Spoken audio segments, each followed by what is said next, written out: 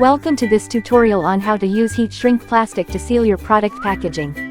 Using heat shrink plastic can give your packaging a more elegant and neat appearance. In this video, we will show you how to use 3 essential items to achieve the perfect shrink wrap: heat shrink wrap, a heat gun or hot air gun, and an impulse sealer.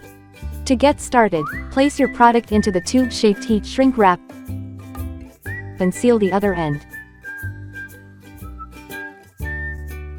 Make sure to cut tiny holes at the corners to allow for airflow. Next, use a heat gun or hot air gun to shrink the plastic. Experiment with the shrinking process to find the best way to hold the gun to achieve the perfect result.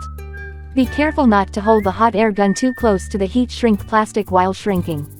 Doing so could make a hole in the plastic as it is too hot. Once you have mastered controlling the heat, your product packaging will look 10 times better in no time. Thank you for watching, and we hope this tutorial has been helpful in teaching you how to use heat shrink plastic to seal your product packaging.